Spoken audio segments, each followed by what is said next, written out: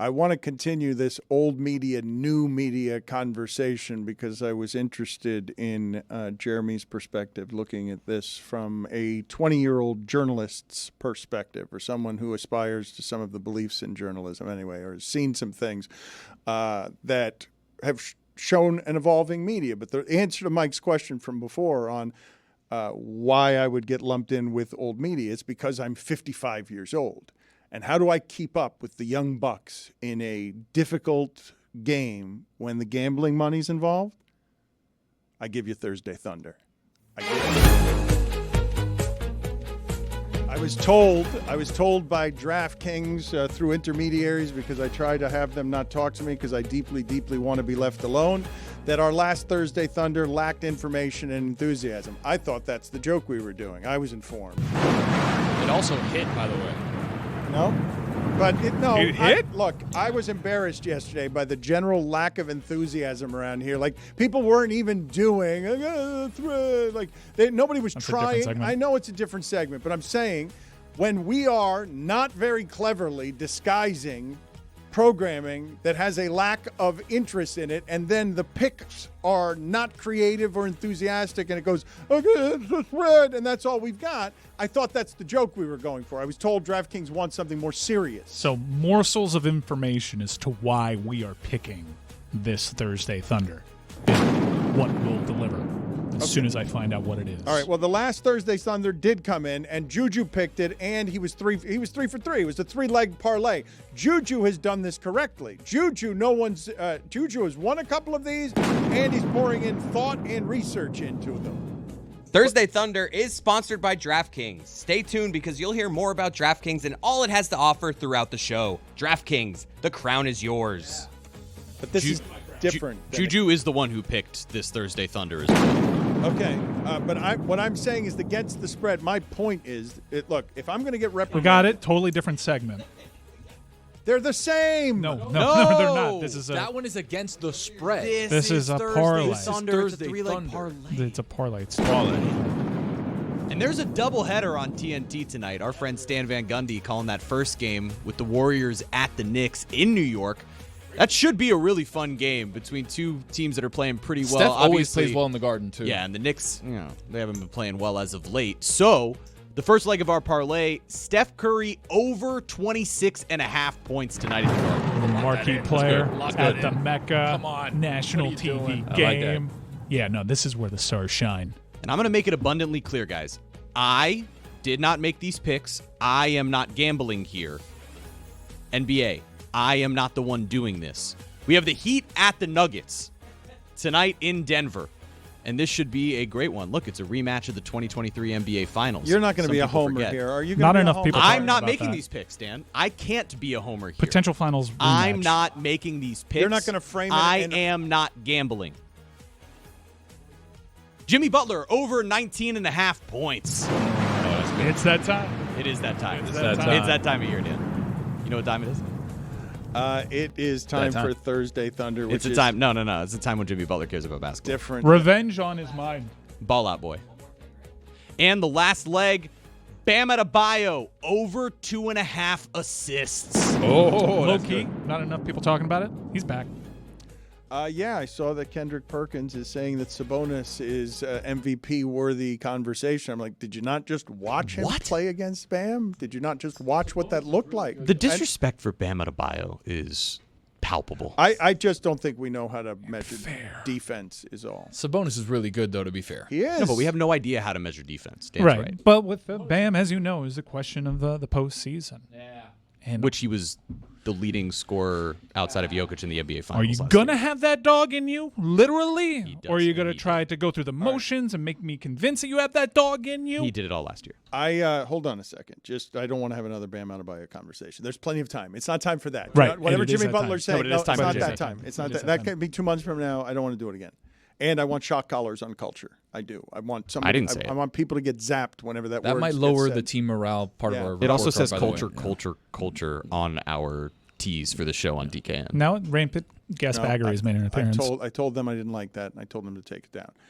I'm feuding with DraftKings. Old media. So Yeah, well, this is what's happening when I want to talk about new media, because one of the ways that new media has made an appearance around here is that Mike Ryan has turned himself into a new hybrid business booster, not a journalist, but giving you journalists information that has been right both in soccer and on college football. And I don't think people are noticing enough because people don't totally understand the business of some of what happens around the NCAA, that the thing is crumbling so fast now that I'm not sure that people are understanding the macro consequences of what's happening in these weeks. I spoke to some people in and around the lawsuit in Tennessee, and rightfully, everyone's celebrating. We took down the boogeyman, and there's a great deal of grave dancing going on right there. And my word of warning to these collectives is maybe give the NCAA a couple of wins here, because we don't have a plan in place. And we explored that a couple of days ago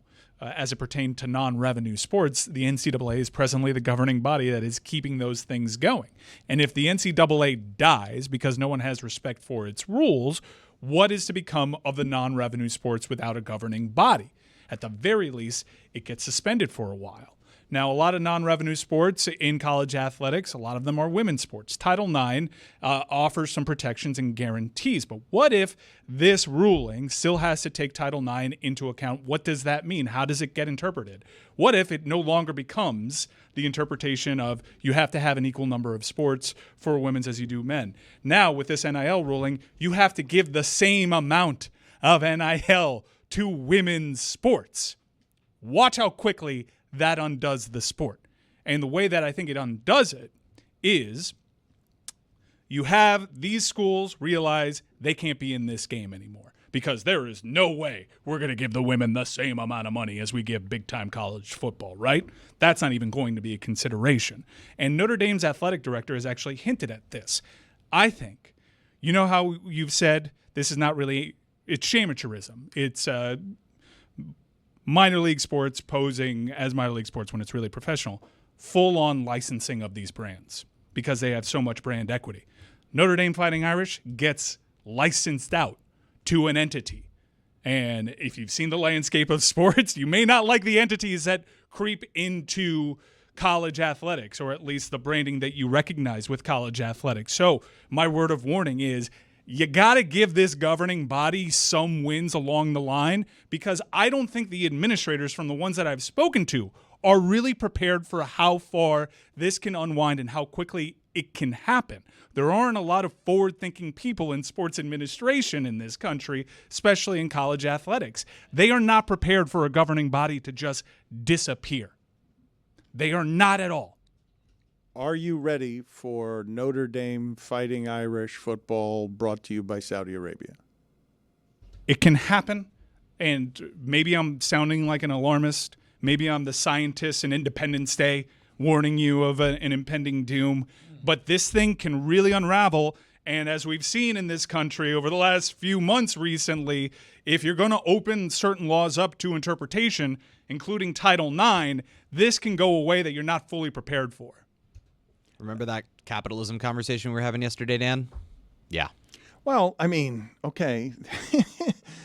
It's all ruined. About Wendy's? It's ruined everything. Yeah, we were having it about price gouging. But we just welcome money, no matter what it is. Any corporation, you mentioned blindly. You mentioned free market capitalism. Right now, the shadowy governing body, especially in football, is the CFP, which was kind of put in place by the television networks. All right, so say March Madness is a big revenue generator. Who owns the rights to that? Turner. You're the governing body because you have this one event that kind of organizes the entire sport. What does that mean when rights go up if they're in charge?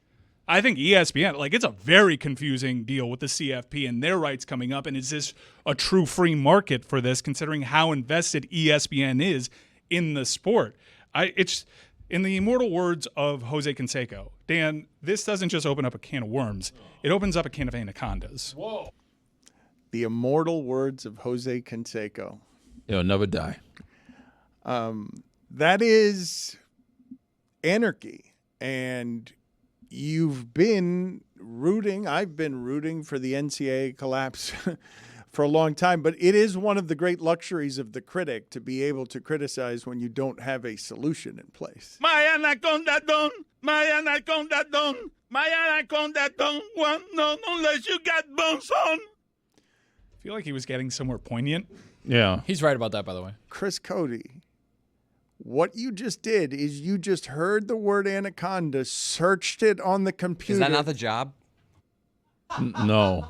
Head on a swivel, but he was going somewhere. It was? They're clapping out there. Oh, okay. Well, that should be your governor.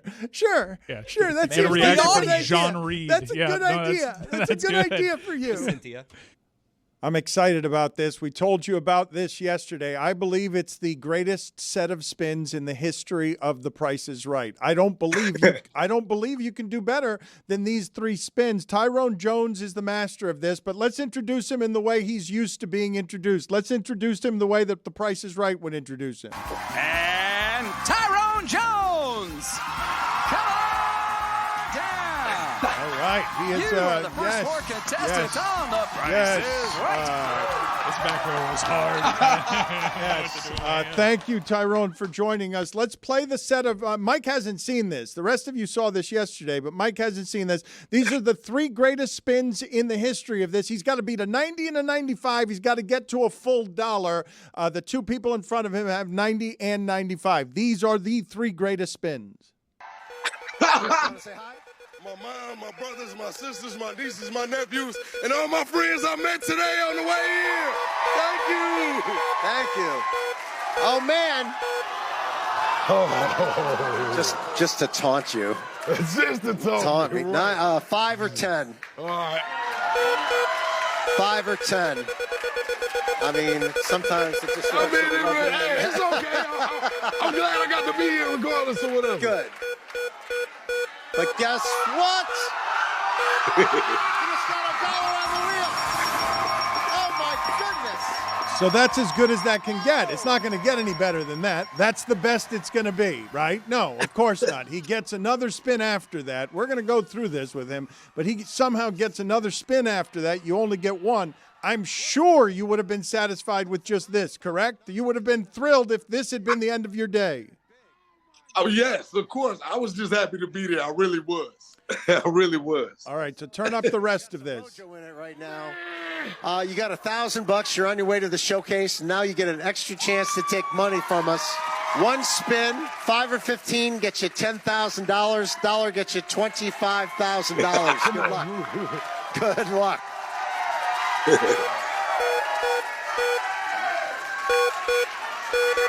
Come on, money. Man, somebody spent a 95, a 90, and then a dollar.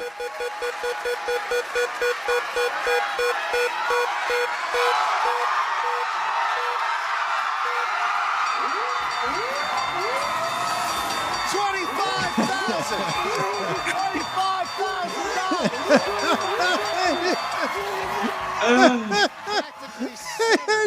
Crazy.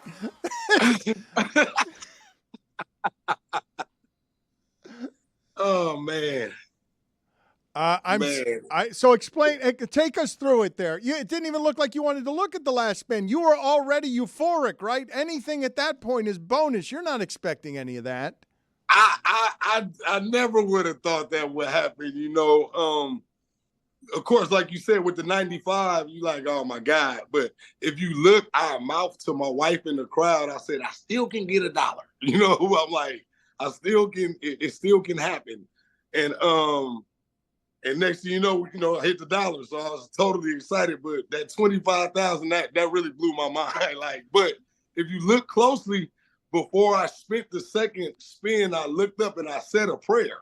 I asked my granny and I asked God. I was like, come on, let's, and I flung it again and it happened. It worked out. Take us through what you're feeling as you watch it again there, because it seems like, I don't know, I imagine your life has changed some in the last couple of days.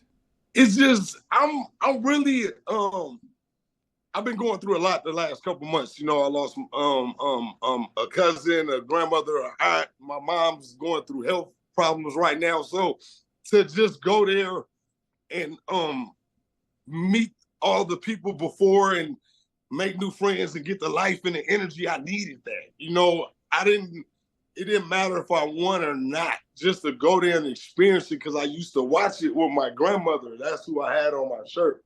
And we used to watch Price is Right. So just to go there and get there, I just needed that day. So it was just great. It was great.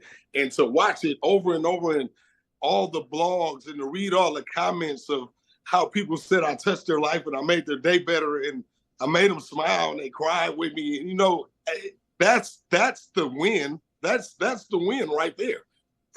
And it's continuing to go, and it's infectious, and I love the reciprocation that I'm getting from people, because to make people feel good, that's what life is about.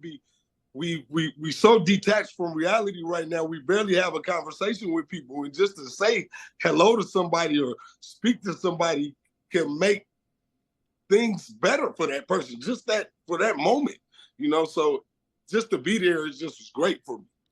It felt like a prayerful, spiritual moment to you, I guess. Connected, right? I mean, you're feeling right. I mean, you're feeling, yeah, you're feeling connected to something divine when you're asking for a prayer. You need help, and that's the answer. Right. And it was great. You know, faith, God, whatever your religion, whatever your belief may be, whatever you believe in, a higher power is real, and you can feel it. And I want to thank everybody. I really do. You know, everybody just been coming to my page, showing me love and sharing their stories with me about their childhoods, their experience with their grandparents or their family watching Price is Right. And it's just been overwhelming. I just love it. I have been told here by the shipping container that they brought a handful of items here. You're to guess what these items cost, and I'm to guess who brought them in. They bring them in from home here. I mean, Dan, you're hosting. I thought I was hosting, but here we go. Welcome to our version of The Price is Right. We have here... All right, Tyrone, we're going to give you an item. I'm going to tell you a little about it. Then you got to guess the price without going over. And then, Dan, you have to guess who in the shipping container brought it in. This first item, it's a used skateboard.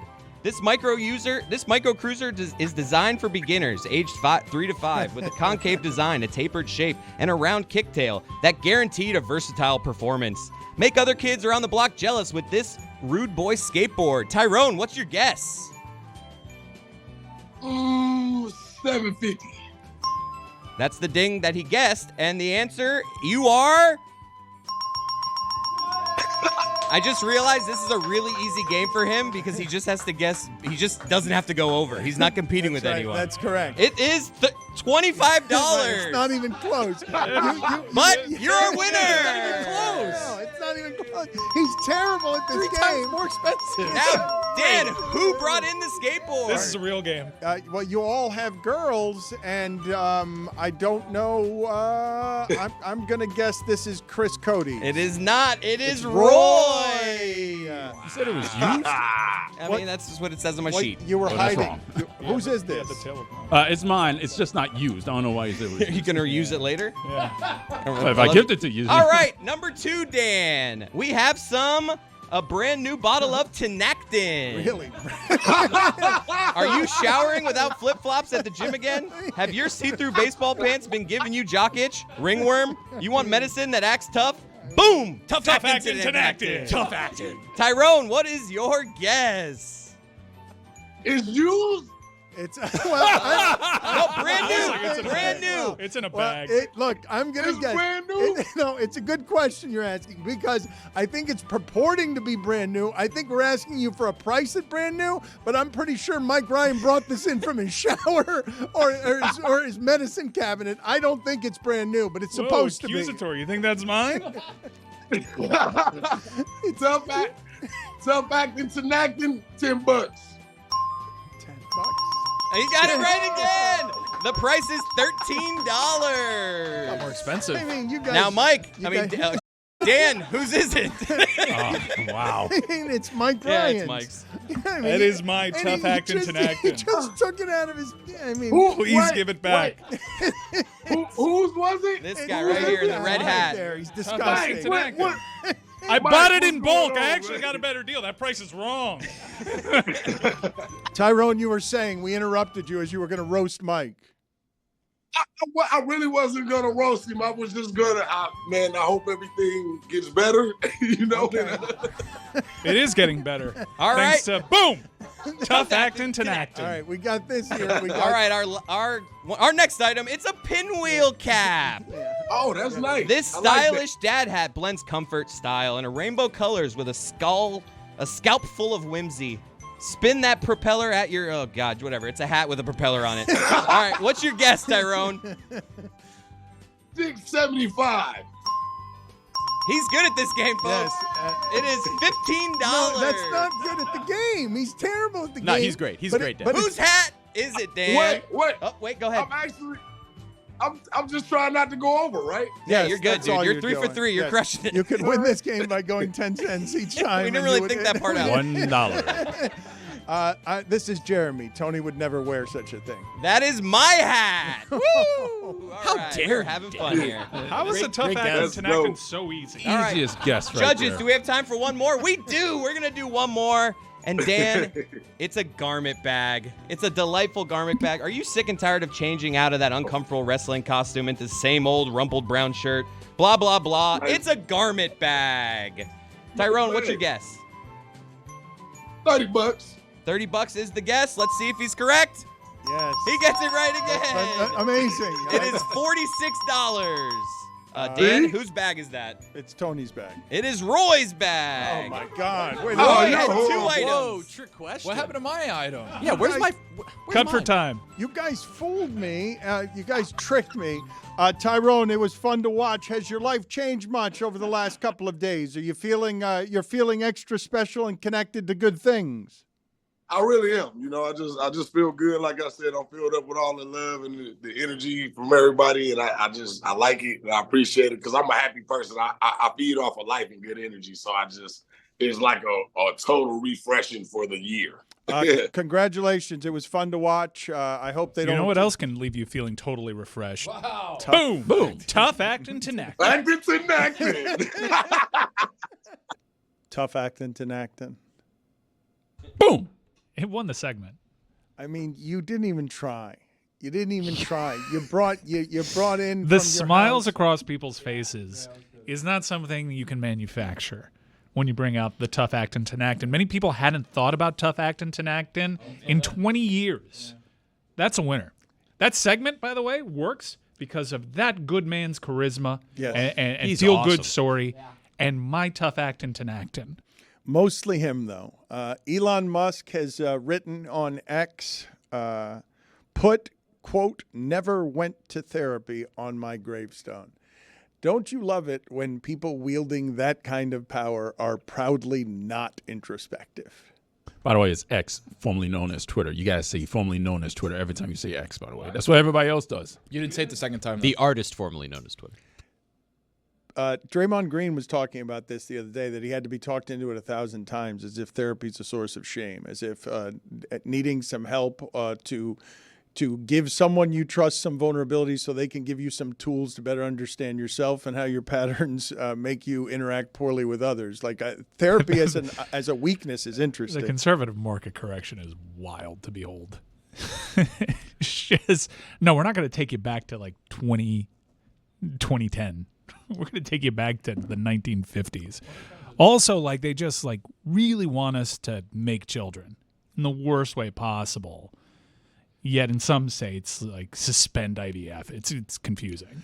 Liam Gallagher, keeping things slightly lighter. Have you seen how it is? Tony, do you know? Wait a minute. Jeremy and Tony might be too old. Oasis, different time. A rock star behaving like a rock star, and he and his brother. Is that Anyway, Brother, Here's Wonderwall? Yes. That's Okay. where that comes from. That's what I know. Yes. That's all I know. Okay, so Liam Gallagher says, this is rock star from the rock star age. We don't make these people anymore. Says of Mariah Carey being inducted into the Rock and Roll Hall of Fame, her being nominated. Why are you smiling, Mike? Because Liam Gallagher makes me smile. The quote is, do me a favor and f*** off. So hold on. Tell me more about this guy. Yeah, What's yeah. up with this guy? I went to a Liam Gallagher set. He played 3 songs and told the audience to f*** off. And I was so happy with it. I'm like, that's what I came here We have for. 2 guys on the screen. Which one is he? Liam's the one on the right.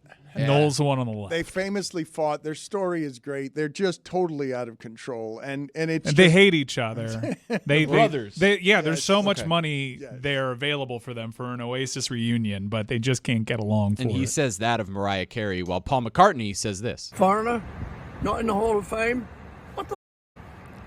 that caught on yesterday. Foreigner should Yes, absolutely of be in the course. Hall of Fame. Yes. Foreigner has got so many jams. Yes. It's crazy. Not If in you the go Hall back of and Fame? celebrate their catalog, as I do religiously, every 3 months, I just go to Foreigner Essentials. Amazing. So is the Hall of Fame for rock and roll kind of like the basketball Hall of Fame or like the baseball Hall of Fame? What would you categorize it? Because obviously the basketball Hall of Fame, kind of anybody gets Well, in. if Foreigner's not in the Rock and Roll Hall of Fame, it's too hard to get into. The classes used to be more difficult, I think, is what it is, because rock and roll, right, has changed over the years. If Mariah Carey is nominated for the Rock and Roll Hall of Fame, in her age demographic of now 25 years of music, because that's sort of the standing, is 25 years after your first record, you have to be able to kind of qualify within that group. And so Foreigner didn't necessarily sit at the top. They're sort of a Fred McGriff, you could say. Not in the Hall of Fame. You say that, and then look, Tony's usually a good gauge for these kind of things because Foreigner, you don't know them really. But Not in the Hall of Fame. if I sing, "You're as cold as ice," I know that one. there you go. I've been waiting For a girl like you. That's all Foreigner. No, they've got a ton of them. Yeah. Feels like the first time. Oh, wow. Yep. I didn't know anybody. Hot-blooded. Oh, I hear that on 105, Dude, 105.9 all they the got time. so Box Hero. they've got so many songs. It's 5 bangers I just heard. That is correct. And they've got more. I wanted to ask you guys a question about Tom Brady running. They just have video of him running a 40 faster at 46 years old than he did coming out of Michigan at the Combine when he was 22. That's ridiculous. It was like superimposed, right? So like the video, you can see him clearly getting past his 20-year-old self. That's Dan, crazy, though. That's talking about the TB12 method, though. It's 'cause no his- nightshades. He's got those open hips right now where he is just slanging. It's because his Hey, dad wasn't a professional athlete. That's why he didn't do it. I'd in like to college. issue a public apology to Tony for that one, because I think Tony may have been right. He talked about his basketball skill. He said that if he had LeBron James as a dad, that he would be Gary Harris. And honestly, and I mean very seriously, if I had like Roger Clemens as a dad, I'd be Jesus Luzardo.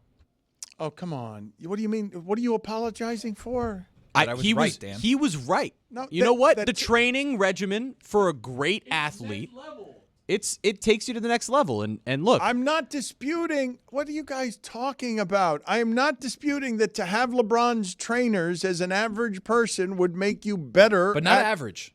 A good player Right, at a good. high school level, Correct. when you get those kind of access to people that are playing at a pro level and a regiment that is at a pro level, watching film, doing You will work on get you will get better faster, and then you will get buzzsawed in whatever it is that the G League is. Not in the Hall of Fame. Like totally buzzsawed.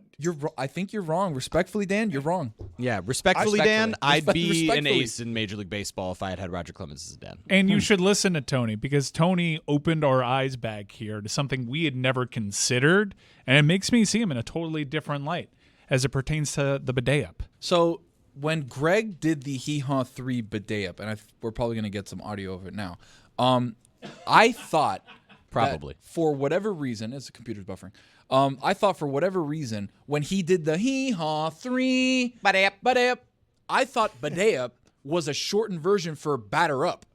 So like the next batter that came up, badaeup. So I thought it was batter up. The next guy on deck is coming in because the other guy just got cranked out on a strikeout. He got what? He actually. out. It's actually Cranked out. Ayo. not that though. My dad is just weird. Yeah, that's correct. And if it was on Really? the and then Because that makes so much sense. no, that also what makes sense is that his dad is super weird.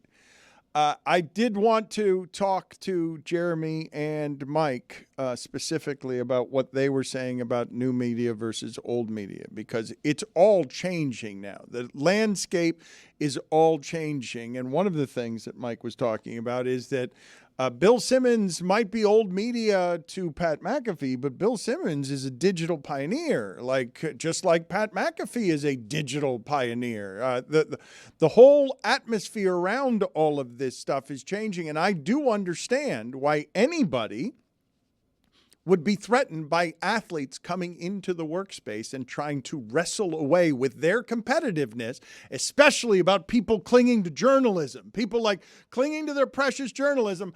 I understand why it is that McAfee and others want to kick down the doors on ESPN now that they see that the amount of money that's involved. And I also understand why old media would be threatened by that. It's a perfectly reasonable thing to be threatened by. It just feels like there's a misconception of what journalism is, which aspires to objectivity. And I think one of the underlying issues with athlete-led journalism, air quotes, this whole new media thing, is you get a very clearly biased account of things. And because it's their truth, it gets conflated with the truth. And if you don't have someone to check one side of it that is objective, then that's not actual journalism. And I know how that lands with a good amount of the audience. Who cares is how it lands. Who cares Yes. whether it's actual journalism or not? I just heard Chris Paul tell Dwayne Wade that the only reason he wasn't traded to Miami is because they couldn't agree on who would wear number 3. Look, That's the dumbest thing I've ever feels heard. fabricated. I think that's a perfect example of what that segment was missing between the two, because yes, the relationship between the two gives you a nugget that you had never heard before. And we were talking before the show, Jeremy, conspicuous by his absence in that conversation is, when does this timeline occur? Why aren't we mentioning Chris Bosh? Is he in that package? When does this happen? Yeah. And I think that's where you could really benefit from an objective journalist type to be like, hold on, you guys have grins on your faces right now as you're talking about this. Are you joshing me right now? Is this serious? When did this happen? How did this land with Chris Bosh? Was he in the deal? But no, because you get a certain aspect of the truth and you don't get the follow-ups. Now, athletes are totally capable of the follow-ups, but there is an objective prism that I'm dying as a consumer of these things to be applied there that is missing, in part because that is the construct. You don't get two in there. You get a version of the truth, maybe not the complete truth. That's where, when you get referred to in the McAfee clip as sort of old media as opposed to new media, and or we talk positioned about, as such, right? Positioned as such. It's not necessarily because of the actual style of media, because what we're doing right now is all digital. This is all a new media landscape in the way that this show interacts with the internet and consumers. Yet, by being positioned as old media, it's really just because you stem from journalism. Right? You stem from a world where you're asking follow-up questions, tougher questions, trying to get to some version of the truth. And in that entire episode, you have McAfee discussing Aaron Rodgers, for example, and saying that what he did with Rodgers is a form of journalism because you're hearing Aaron Rodgers' truth. Which could be where you got lumped into, as Pat put it, talking about him. I think on the balance of things, we've been 99.9% positive. Well, when I it know comes one to of the Pat. things that happened. But the Rodgers stuff might have landed on the wrong side of things with him. Yeah, one of the things that I think happened here is Lucy was down on him on game day, and I was following her conversation on talking about it seems like Pat is responding sensitively to things. I understand why he would be sensitive. There are a whole lot of people that he couldn't told him he couldn't do it his way, that way. And then he gets to ESPN and runs into what was their previous corporate infrastructure that was how journalists got run by a production company. And he buzzsawed the top of that because he's coming in with his own ownership. He says on All the Smoke, he says, I don't have fucking bosses, because he doesn't. Because unless you're talking about Pitaro, he made a deal at the top of Disney to rent his product to them because the whole game has changed. It's flipped over. Everything is different now. No, he shifted a paradigm, no doubt. Yeah, and you get huge, massive amounts of credit for shifting a paradigm.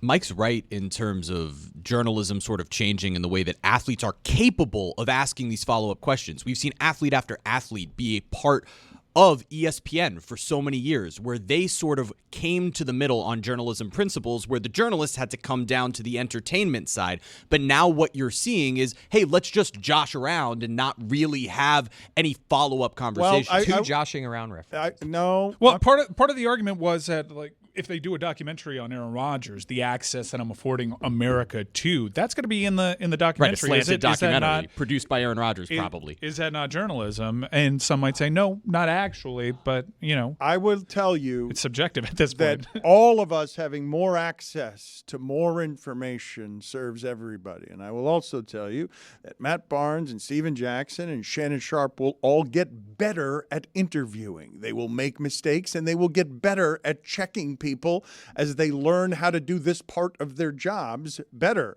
But they're going to learn faster because there's a lot of money in this game, and they've all seen now they can compete for it. Look at what happens to Shaq's podcast. He's paying attention again, and he started at the advent of media.